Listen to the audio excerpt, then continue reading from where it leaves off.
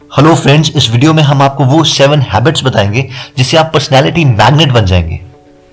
और अगर आप इन 7 हैबिट्स को फॉलो करते हैं तो आपसे वो पॉजिटिव एनर्जी निकलेगी जिसकी वजह से सब लोग आपकी तरफ अट्रैक्ट होते रहेंगे। क्योंकि उस पॉजिटिव एनर्जी की वजह से जो भी लोग आपके साथ रहेंगे वो मोटिवेटेड फील करेंगे और आपके साथ ही रहना पसंद करेंगे। और ये 7 हैबिट्स हम आपको बताएंगे न्यूयॉर्क की बेस्ट सेलर बुक से 7 habits of highly effective people by Steven Covey. और अगर आप ऐसे ही ग्रेट आइडियाज हर हफ्ते देखना चाहते हैं तो आप इस बटन को दबा के सब्सक्राइब कर सकते हैं। चलिए स्टार्ट करते हैं। हैबिट नंबर 1, बी प्रोएक्टिव, जो कि ऑपोजिट है रिएक्टिव के। इसका परफेक्ट एग्जांपल है 1989 एयर शो। बॉब हूवर जो कि एक बहुत जाना माना नाम है, वो अपने प्लेन को एयर शो के लिए ऊपर ले जाने लगे। 100 फीट, 200 फीट, 300 फीट की ऊंचाई में उन्हें पता चला कि उनके दोनों इंजन बंद हो गए हैं। अब वो बहुत ही तेजी से नीचे आने लगे क्योंकि वो बहुत ही ज़्यादा एक्सपीरियंस्ड पायलट थे। उन्होंने बहुत ही सेफ तरीके से क्रैश लैंडिंग कर ली। वो बाहर निकले और जाके बैठ गए। उन्हें समझ नहीं आ रहा था कि ऐसे कैसे हो सकता है कि दोनों के दोनों इंजन एक साथ फेल हो गए। उन्होंने तो उड़ने से पहले सारे सेफ्टी प्रिकॉशंस लिए थे।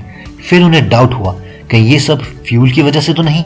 वो प्लेन के पास गए और उन्होंने फ्यूल को स्मेल किया। उनका डाउट ठीक निकला। गैसोलीन की जगह उनके प्लेन में जेट फ्यूल डाला गया था। तो इसका मतलब गलती तो फ्यूल डालने वाले से ही हुई है। अब सवाल ये उठता है कि हम इस सिचुएशन में होते तो हम क्या करते। अगर हमारे ऊपर एक तेल का छींटा भी गिर जाए तो इतना गुस्सा आता है कि मन करता है बस मार डालो। और इनकी तो ऑलमोस्ट जान जाने वाली थी। आप जानते हैं इन्होंने उस फ्यूल गाय को क्या बोला? There isn't a man alive who hasn't made a mistake, but I am positive you'll never do it again. That's why I want to make sure you refuel my plane tomorrow. I won't let anyone else on the field touch it. आप जानते हैं कि एक stimulus यानी जो भी आपके साथ इंसिडेंट हुआ है और रिस्पॉन्स के बीच में एक स्पेस एग्जिस्ट करता है, एक क्वालिटी, एक हैबिट, एक अपॉर्चुनिटी रिस्पॉन्स को कंट्रोल करने की, जो कि आपकी पूरी की पूरी लाइफ चेंज कर सकती है। 2 सगे भाई एक ही एनवायरनमेंट में पैदा हुए। उनमें से एक सारी बुरी आदतों से घिरा हुआ, शराब पीना, सिगरेट पीना, अपने घर वालों को मारना, जबकि दूसरा भाई उससे कंप्लीटली ऑपोजिट, बहुत ही ज्यादा सोसाइटी में रिस्पेक्टफुल, मंदिर जाना, अपने घर वालों के लिए बहुत ज्यादा केयर रखना। सारे के सारे लोग इस बात से परेशान थे कि 2 सगे भाई एक ही सिचुएशन में पैदा हुए, एक इतना ज्यादा केयरिंग, रिस्पेक्टफुल, जबकि दूसरा अपने घर वालों को मारता है, पीटता है। ऐसा कैसे हो सकता है?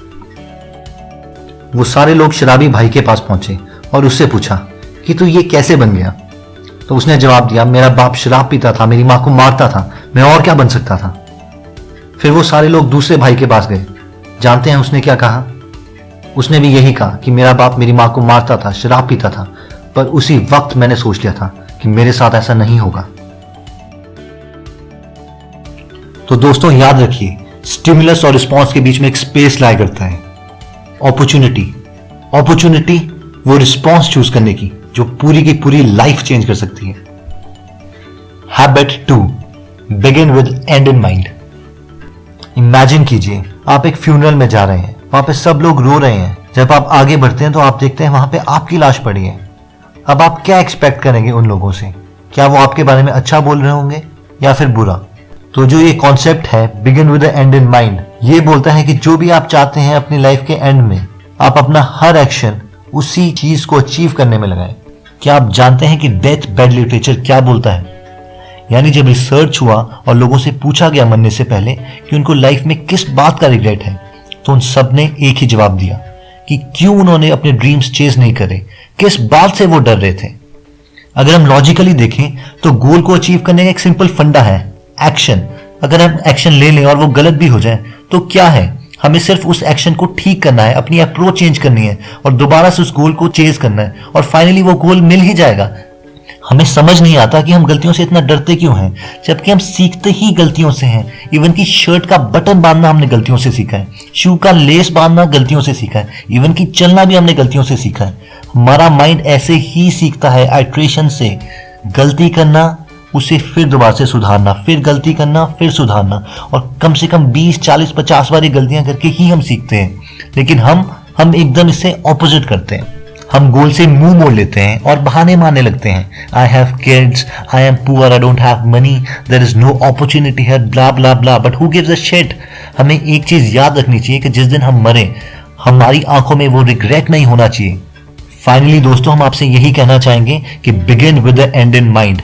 हम सब गलतियों से ही सीखते हैं और हमें डरने की किसी से जरूरत नहीं है।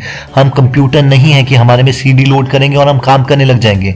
हम आइट्रेशन से सीखते हैं, गलती करेंगे फिर उसे सुधारेंगे, गलती करेंगे सुधारेंगे, एकदम हम नहीं सीख सकते हैं। Habit number 3, put first thing first. यानी जो हमारी लाइफ में सबसे ज्यादा इंपॉर्टेंट काम है उसे हमें सबसे पहले करना चाहिए और सबसे ज्यादा टाइम डिवोट करना चाहिए एज कंपेयर टू बाकी सारे काम। अब इमेजिन कीजिए वो इंसान जो सबसे ज्यादा गोल ओरिएंटेड है और सक्सेसफुल है, उसकी डिसीजन मेकिंग कैसी होगी।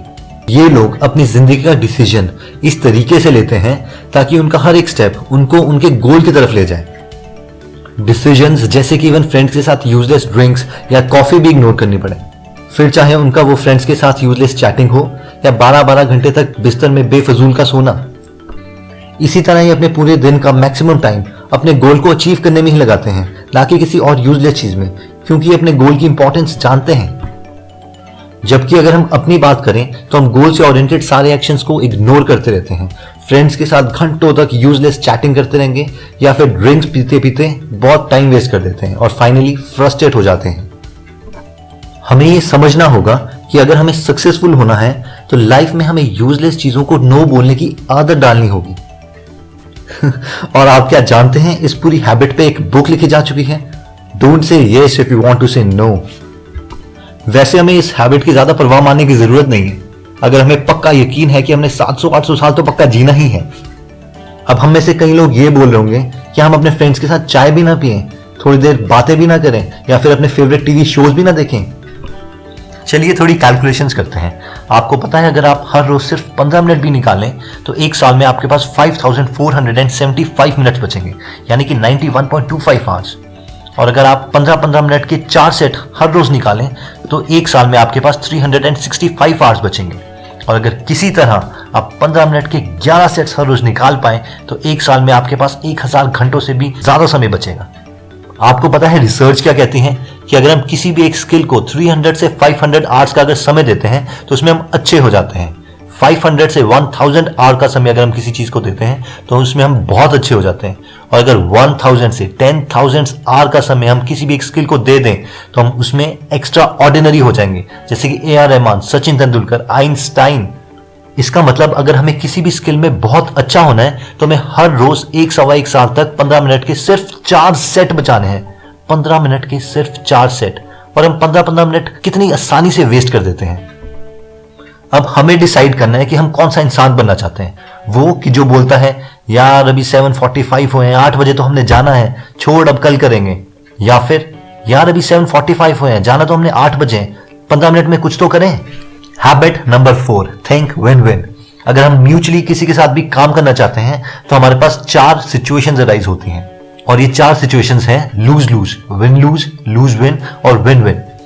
और अगर हम किसी भी एक फेज में लें, चाहे वो मेंटली, फिजिकली या स्पिरिचुअली, तो हमें सबसे ज्यादा फायदा विन विन में है। लूज लूज एक ऐसी सिचुएशन है जिसमें हमारा मेंटल एटीट्यूड होता है कि अगर हम नहीं जीते तो हम किसी को भी नहीं जीतने देंगे। इसमें मेंटली प्रेशर तो होता ही है और एंड में किसी को कुछ भी नहीं मिलता। बचपन से जो भी हमारे माइंड की प्रोग्रामिंग हुई है, यानी कि कंडीशनिंग, वो विन लूज के एटीट्यूड को दर्शाती है। यानी एक के जीतने के लिए दूसरे का हारना बहुत जरूरी है। जैसे कि बॉक्सिंग मैच, जिसमें एक ओपोनेंट अगर जीता है तो दूसरा हार जाता है। इवन कि हमारी स्टडीज, उसमें भी विन लूज का एटीट्यूड शो होता है।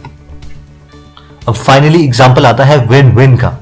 मान लीजिए एक पेड़ है और उसमें 5 एप्पल्स लगे हैं। 2 आदमी जिनकी हाइट इतनी छोटी है उस एप्पल्स को अकेले तोड़ नहीं सकते। अगर वो दोनों मिलकर ये स्ट्रैटेजी बनाते हैं कि एक आदमी दूसरे आदमी के ऊपर चढ़ जाएगा तो दोनों को 5 के 5 एप्पल्स मिल सकते हैं। ये है विन विन का एटीट्यूड, जिसमें सबसे ज्यादा सक्सेस पॉसिबल है। इसका परफेक्ट रियल टाइम एग्जांपल है गूगल गाइज, सर्गे ब्रिन और लैरी पेज, जो कि दोनों के दोनों PhD स्कॉलर्स थे और दोनों ने मिलकर गूगल जैसा परफेक्ट सर्च इंजन बनाया। अगर इन्होंने भी ये एटीट्यूड रखा होता लूज लूज का या लूज विन का, तो क्या आज हमें गूगल जैसी परफेक्ट साइट मिलती? तो अगर हम भी चाहते हैं हम जिंदगी में सक्सेसफुल रहें तो हमें भी विन विन एटीट्यूड ही फॉलो करना पड़ेगा। चलिए, अगर आपको हमारा वीडियो पसंद आया तो इसे लाइक और सब्सक्राइब जरूर कीजिएगा। धन्यवाद।